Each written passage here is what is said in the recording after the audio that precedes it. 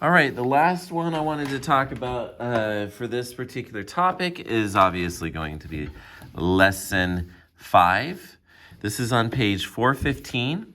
So we're talking about multiple representations to solve problems. So we know we have 4 main ways that we deal with problems: table, graphs, equations, and the word scenarios, the real world problem situations, right? How many minutes are there in a quarter of an hour? 15. How many minutes are an hour and a half? 90. And how do you write 5.5 as a decimal? 5.5, just like that. Okay. Let's go ahead and look at this. We need to recognize a few things, like this one is a matching problem. You should get to the point where you recognize that y equals 6. There's only one of these where that's true all the time. Y is always equal to 6 in this one. That's not true on this one. That would have to be a horizontal line right here at y equals 6 for that to be this one. So it's not either the graphs, because this graph is going down and to the right. This one's going up and to the right. So between those graphs, I have 6x and I have negative x plus 6. Well, notice this one's shifted up from the origin 6 units.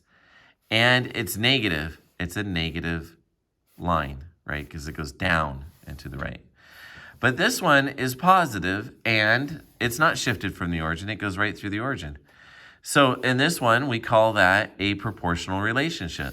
The constant of proportionality, 1/6, just like that. Okay, starting with the verbal description. So we have here a tank that currently contains 2,500 gallons of oil, empties at a rate of 25 gallons per minute. It's emptying, so we know that that's going down at 25 gallons per minute. We'll call T. How many gallons are currently in the tank? 2,500. How fast is it emptying? 25 gallons a minute per minute. That's a rate. Okay, we can represent that as negative 25 times the time, which is the number of minutes. What two quantities are changing? Time and capacity. How much oil is in there? Capacity. Okay, well, we're going to go ahead and say that time is T, capacity is G, T for gallons, time for is minutes, and gallons. Okay, I guess I could have called it C. Anyway, and we know that its capacity, it really depends on how much time it is. So this is going to be independent, and this is dependent. Okay. And then it says, then it says, what is the unit change in this situation? We already have that. The unit change is 25 gallons per minute. Okay, per minute. Because every minute, 25 gallons is reducing.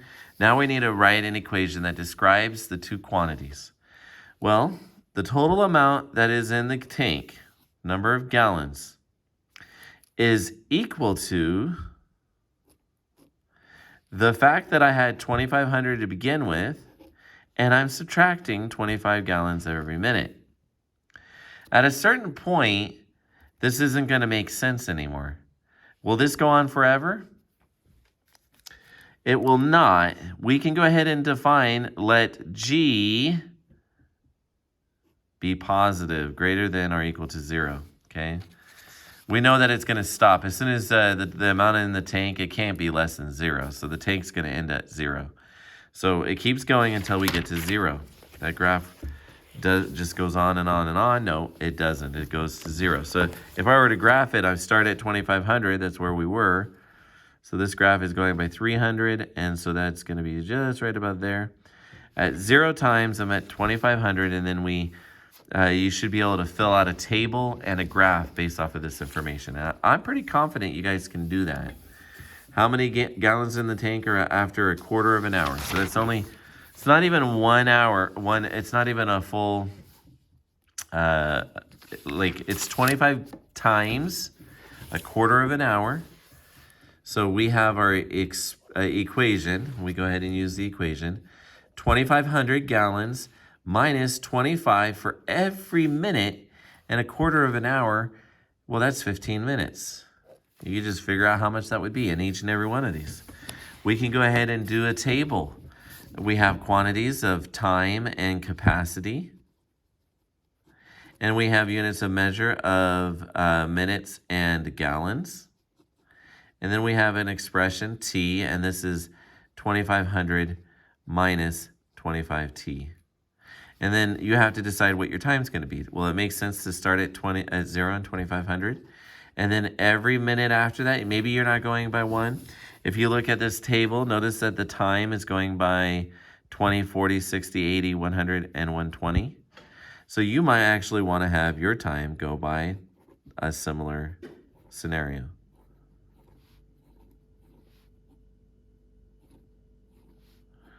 $120 and actually $140 does fit on there right here. And so you have to decide your scale and your appropriate scale and your interval for your graph, but also for your data set.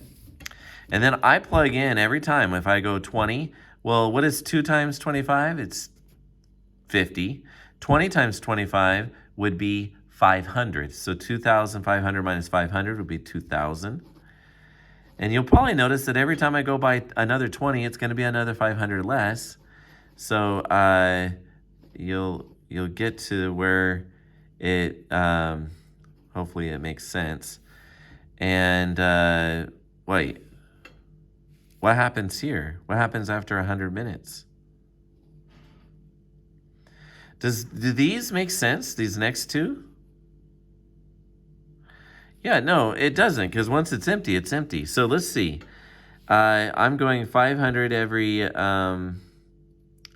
so 20, and I'm going down 500 for every 20 minutes. So 20 minutes later, it's at 2,000, which is just right about there.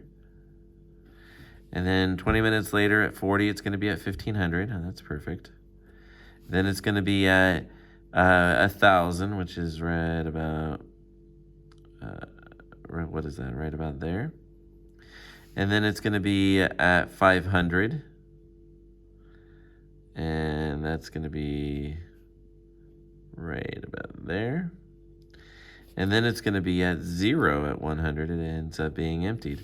Notice how that is not proportional because it doesn't go through the origin. It is a straight line. It is a negative rate of change because it's emptying. And you can see here that all pretty much works. Anyway, so when you're working through these problems, you want to make sure that you are connecting your table, your graph, your equation, and the scenario, that they all match, and that you're working through them in that way. Couple of the main things that we want to do is you can verify one model with the other, make sure it makes sense. Here you have on this page 422, you have Mr. Martson wrote the table shown on the board. She asked her students to complete the table, write the unit rate of change, and finally write an equation for this relationship. Now notice this is going and changing by, it's adding 2 every time. Do you see that? Adding 2, adding 2. What's the next one got to be? And then it's got to be, and it's got to be, and it's got to be. Now Molly says that the y value here must be the x value times 2 minus 5. Okay, let's see if that's true. We have to figure out. We know that we're going up by 2 every time, so that seems reasonable. I think that's true. The only thing is that a 4 or y? I think that's supposed to be a y. If that is a y, which I'm going to assume it is, I think Molly is right. It goes up by 2 every time, and I started here. Well, let's look at Carson's. Let's see if Carson's would work. 2 times, well, if that's 1 minus this is 0.5. 2 times 1 minus 2.5, that's negative. Let's see, let's go ahead and put 1 here. 1 minus 2.5 is negative 1.5 times 2 is negative 3. It does work. It looks like, listen, we got to double check with another one, make sure it works every time. 5 minus 2.5 is positive 2.5 times 2 is positive 5. Oh, it works for that one too. So it looks like Molly is correct. It looks like Carson is correct. Let's see if David's correct. It looks like David is also correct. And I don't know if you noticed this, but David, Molly, and Carson, they are just the same expression with factors pulled out. When I take 2 and factor out a 2, I end up getting x and 2.5. If I factor out a half, well, factoring out a half means what's inside must be double what was originally there in order for it to still be true, and it is. So all 3 of those equations are actually correct. Now you can go ahead and create a problem that matches that. I'm going to ask that you definitely show your work when you're working out these problems. Make sure you're asking questions.